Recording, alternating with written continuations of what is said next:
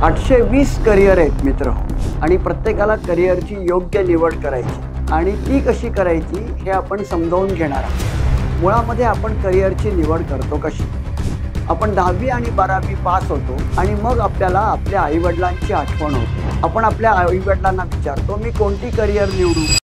मित्र हो, मला नेहमी एक प्रश्न विचारला जातो की पृथ्वीवरती एवढे देश आहेत, तर कुठल्या देशाने सगळ्यात चांगली करिअर केली? तर हॉलंडनी केली। हॉलंडनी ॲग्रिकल्चरमध्ये आणि डेअरी डेव्हलपमेंटमध्ये चांगली करिअर केली। संबंध जगामध्ये दुधाचं जेवढं उत्पन्न होतं त्याच्यातलं मेजर उत्पन्न आणि डेअरी डेव्हलपमेंटची काळजी हे हॉलंडमधील नागरिक करत असतात। हे जसं आहे तसंच न्यूझीलंडमध्येही MSc विथ डेअरी डेव्हलपमेंट या विषयाचा अभ्यास करून अनेक विद्यार्थी विद्यार्थिनींनी उत्तम यश मिळवलेलं दिसतं। अनेक भागांमध्ये मी तुमच्याशी मराठी मुलामुलींनी करिअरच्या कोणत्या कोणत्या वाटा चोखाळायच्या, किती विषयात कॉमर्स आर्ट्सचं शिक्षण घ्यायचं, मिलिटरी इंजिनिअरिंग वाचन काय करायचं याच्याबद्दल बोललो। तसंच मला नेहमी विचारलं जातं की कोणाचं उदाहरण आपण डोळ्यासमोर ठेवून करिअर केली पाहिजे। कुठल्या देशाने जगातली सर्वोत्तम करिअर केली? तर जगातली सर्वोत्तम करिअर इस्रायल या देशाने केली। मध्य पूर्वेतला हा देश 1945 ते 50 या दरम्यान तयार झाला। आपल्या ठाणे जिल्ह्या एवढा देखील नसणारा आणि आता 90 लाख लोकसंख्या असणाऱ्या या देशाची मूळ लोकसंख्या 30 लाख होती। हा ज्यूंचा प्रदेश आहे, ज्यू धर्मीयांचा प्रदेश आहे।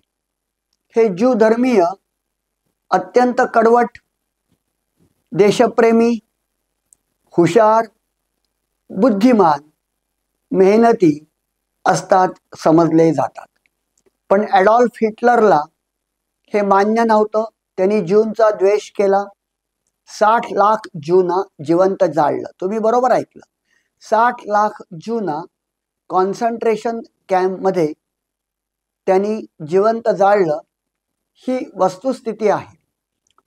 त्याच्यावरती शिंडलर्स लिस्ट नावाचा चित्रपट निघाला।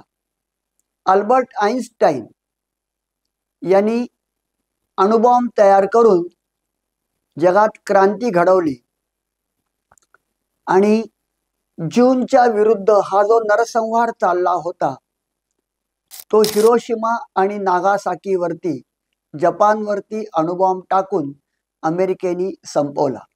कारण या युद्धामध्ये इटाली, जर्मन, जपान एकत्र होते। दोस्त राष्ट्र विजयी झाली आणि जर्मन, जपान, इटालीचा पराभव झाला। त्याच वेळेला हा इस्रायल देश निर्माण झाला। मोशे दयान, गोल्डा मायर यांच्यासारख्या लोकांनी या देशाचं नेतृत्व केलं। एका बाजूला 14 मुसलमान राष्ट्र इस्लामिक टेररिस्ट स्टेट याच्या विरुद्ध झुंजत होती आणि आहेत।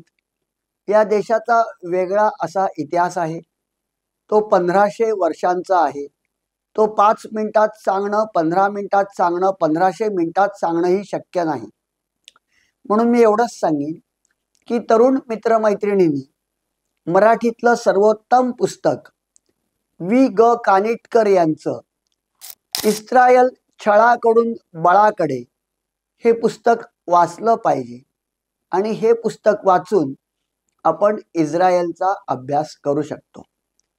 इस्रायल म्हणजे काय? इस्रायल म्हणजे शिक्षण, इस्रायल म्हणजे शेती, इस्रायल म्हणजे कमी पाण्यामध्ये जास्त उत्पादन करणं, इस्रायल म्हणजे इराणला धडा शिकवणं, इस्रायल म्हणजे इस्लामिक टेररिझमचं अधःपतन करणारा, त्यांना पराभूत करणारा देश, इस्रायल म्हणजे कमीत कमी सैनिकांसह जास्तीत जास्ती लोकांवरती विजय मिळवणारा देश. त्यांच्या विरुद्ध कोण आहे?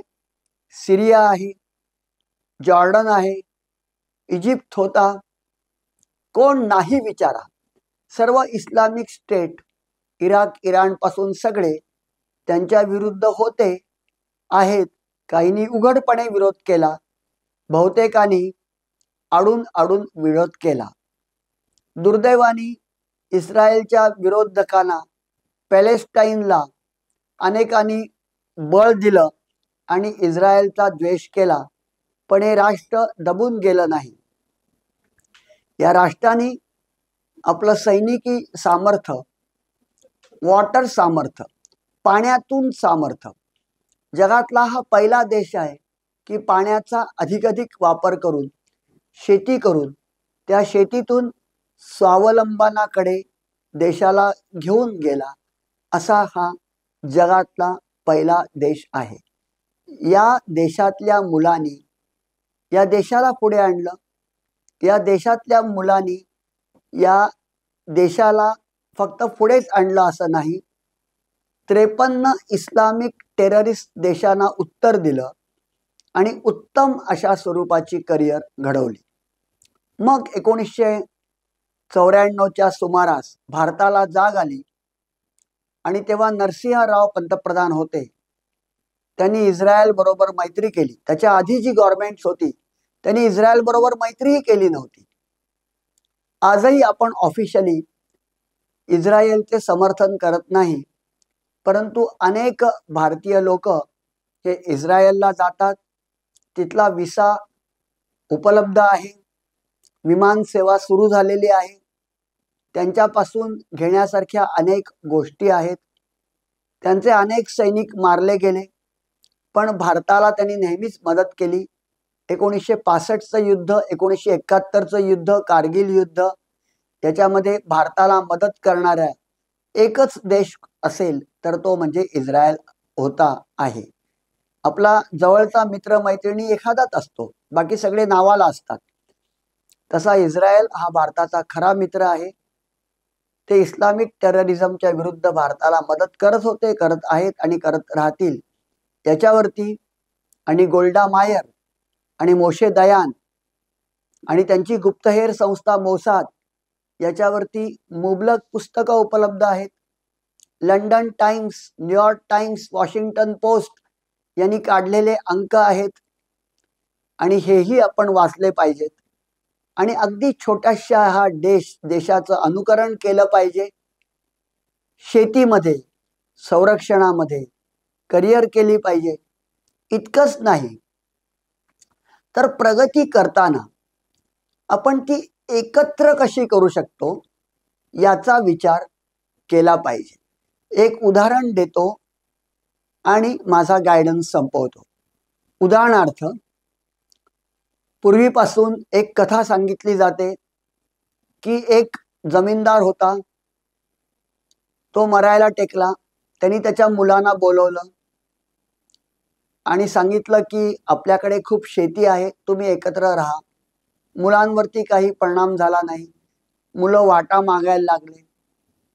जमीनदार हुशार होता. त्यांनी मुलांना सांगितलं, मी तुम्हाला काही काठ्या आणून देतो. त्यांनी अरण्यातून काठ्या आणून दिल्या. जुनी गोष्ट आहे. सांगितलं एक एक काठी मोडा. मुलांनी एक एक काठी मोडली. मग जमीनदार हसला आणि म्हणाला, आता परत मी तुम्हाला काठ्या देतो. त्यांनी काठ्यांचा एकत्रित असा जुडगा आणून दिला आणि म्हणाला, आता या काठ्या मोडा. मुलं काठ्या मोडू शकली नाहीत. तो जमीनदार मुलांना म्हणाला, बाळांनो, तुम्ही एक एकटे राहिलात तर तुम्ही हराल, पण तुम्ही एकत्र राहिलात तर तुम्ही जिंकाल. माझी गादी तुम्हाला पुढे चालवायची असेल तर तुम्हाला एकत्र राहायला पाहिजे. हा संदेश संपूर्ण जगाला इस्रायल देतं. आपण एकत्र राहिलो तर आपण जिंकू. आपण एकत्र राहिलो नाही, आपण जाती जातींमध्ये भांडणं करत राहिलो तर आपण हरू. हाच तो संदेश आहे. हाच संदेश आपल्याला दिलेला आहे, अनेकांनी दिलेला आहे. ही जाती अंताची लढाई आहे. आणि महामानव डॉक्टर बाबासाहेब आंबेडकरांना जर वंदन करायचं असेल, त्यांची खऱ्या अर्थाने आठवण करायची असेल, त्यांना श्रद्धांजली व्हायची असेल, तर हा देश पुढे न्यायला लागेल. त्यासाठी आपल्याला इस्रायलचं उदाहरण करिअरसाठी डोळ्यासमोर ठेवायला लागेल. धन्यवाद.